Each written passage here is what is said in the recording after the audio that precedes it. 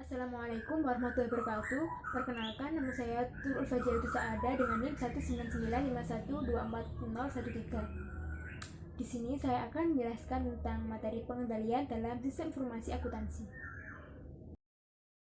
Pengertian pengendalian dalam sistem informasi akuntansi adalah sebuah sistem informasi yang menangani segala sesuatu yang berkenaan dengan akuntansi. Mengapa perlu pengendalian dalam sistem informasi akuntansi ini? Sistem pengendalian yang diterapkan pada sistem informasi akuntansi sangat berguna untuk mencegah dan menjaga hal-hal yang tidak diinginkan. Sistem pengendalian ini juga dapat digunakan untuk mengecek kesalahan-kesalahan yang terjadi sehingga dapat dikoreksi. Adapun ancaman-ancaman atas sistem informasi akuntansi. Ancaman pertama yang harus dihadapi oleh perusahaan adalah karena bencana alam dan politik, seperti kebakaran atau panas yang berlebihan, banjir, gempa bumi, badai angin, dan perang. Ancaman kedua bagi perusahaan adalah kesalahan pada software dan tidak berfungsinya peralatan, seperti kegagalan hardware, kesalahan atau terdapat kerusakan pada software, kegagalan sistem operasi, gangguan dan fluktuasi listrik, serta kesalahan pengiriman data yang tidak terdeteksi. Ancaman ketiga bagi perusahaan adalah tindakan yang tidak disengaja, seperti kecelakaan yang disebabkan kecerobohan manusia, kesalahan tidak disengaja karena teledor, kehilangan atau salah meletakkan, kesalahan logika, dan sistem yang tidak memenuhi kebutuhan perusahaan. Dan ancaman yang keempat yang harus dihadapi oleh perusahaan itu adalah tindakan disengaja seperti sabotase, penipuan komputer, dan penggelapan. Adapun ancaman-ancaman atasia yang lain seperti merekrut karyawan yang tidak qualified, pelanggaran hukum oleh karyawan, perubahan yang tidak diotorisasi pada file induk pembayaran, ketidakakuratan data waktu, dan ketidakakuratan proses pembayaran. Mengapa ancaman SIA ini meningkat? Yang pertama, karena peningkatan jumlah sistem klien atau server memiliki arti bahwa informasi tersedia bagi para pekerja yang tidak baik. Karena LAN dan sistem klien atau server mendistribusikan data ke banyak pemakai. Mereka lebih sulit dikendalikan daripada sistem komputer utama yang terpusat.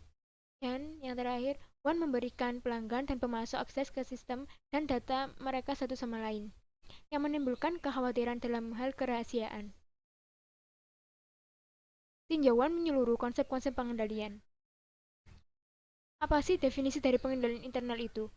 Pengertian pengendalian internal menurut para ahli adalah prosedur-prosedur dan proses-proses yang digunakan perusahaan untuk melindungi aset perusahaan, mengolah informasi secara akurat, serta memastikan kepatuhan pada hukum dan peraturan yang berlaku. Tujuan pengendalian internal ini ada tiga. Yang pertama, mengelola catatan dengan detail yang baik untuk melaporkan aset perusahaan secara akurat dan wajar. Yang kedua, menyiapkan laporan keuangan yang sesuai dengan kriteria yang telah ditetapkan. Dan yang ketiga, mematuhi hukum dan peraturan yang berlaku. Fungsi pengendalian internal. 1. Pengendalian preventif. Pengendalian preventif ini merupakan pengendalian yang mencegah masalah sebelum timbul. Contohnya, merekrut personel yang berkualifikasi, memisahkan tugas pegawai, dan mengendalikan akses fisik atas aset dan informasi. Yang kedua, ada pengendalian detektif. Pengendalian ini untuk menemukan masalah pengendalian yang tidak dapat dihindari, seperti menduplikasi pengecekan kalkulasi dan menyiapkan rekonsiliasi bank serta neraca saldo tahunan. 3. Pengendalian korektif. Pengendalian ini merupakan pengendalian yang berfungsi untuk mengidentifikasi dan memperbaiki masalah.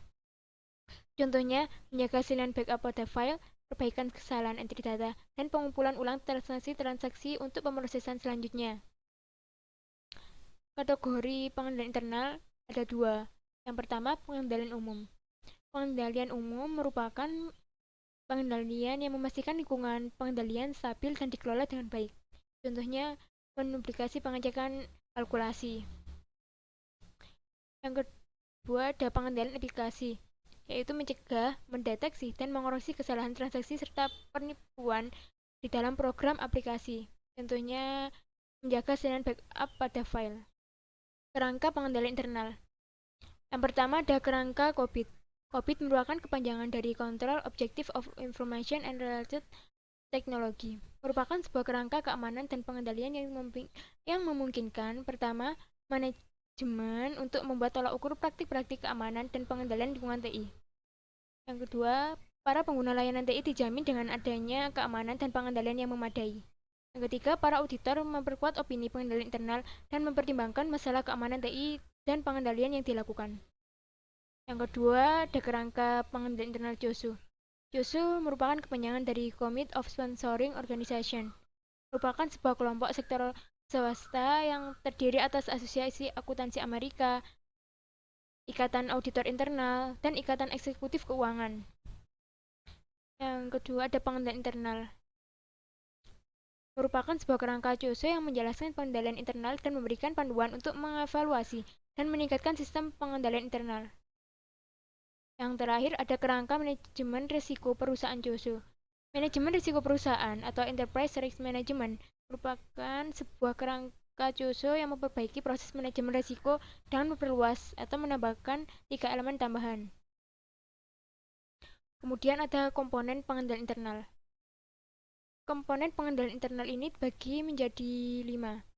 Yang pertama ada lingkungan pengendalian. Lingkungan pengendalian ini terdiri dari beberapa faktor, antara lain komitmen atas integritas dan nilai-nilai etika, filosofi manajemen dan gaya operasi, struktur organisasional, badan audit, dewan komisaris, serta metode pemberian otoritas dan tanggung jawab. Yang kedua ada aktivitas pengendalian. Aktivitas pengendalian ini dibagi menjadi dalam kategori sebagai berikut. Yang pertama, otorisasi, transaksi, dan aktivitas yang layak. Kemudian, pemisahan tugas, pengembangan proyek dan pengendalian akuisisi, dan mengubah pengendalian manajemen. Yang ketiga, ada penilaian risiko. Terdapat beberapa tahapan, yaitu identifikasi masalah, memperkirakan probabilitas atau risiko pada setiap ancaman yang muncul, memperkirakan besarnya kerugian dari setiap ancaman, identifikasi serangkaian pengendalian untuk melindungi dari ancaman, dan memperkirakan biaya dan manfaat dari adanya pengendalian ini. Komponen yang keempat adalah informasi dan komunikasi. Prinsip yang berlaku di dalam proses informasi dan komunikasi ini dibagi beberapa hal, seperti mendapatkan atau menghasilkan informasi yang relevan dan berkualitas tinggi untuk mendukung pengendalian internal, mengkomunikasikan informasi secara internal, termasuk tujuan dan tanggung jawab yang diperlukan untuk mendukung komponen-komponen lain dari pengendalian internal, mengomunikasikan hal-hal pengendalian internal yang relevan kepada pihak-pihak eksternal. Dan komponen pengendalian yang terakhir ini merupakan pengawasan, atau disebut juga monitoring. Seperti metode utama dalam pengawasan kinerja, menjalankan evaluasi pengendalian internal, implementasi pengawasan yang efektif, menggunakan sistem akuntansi pertanggungjawaban, dan mengawasi aktivitas sistem. Demikian penjelasan yang dapat saya sampaikan. Apabila ada kurang lebihnya, saya mohon maaf. Wassalamualaikum warahmatullahi wabarakatuh.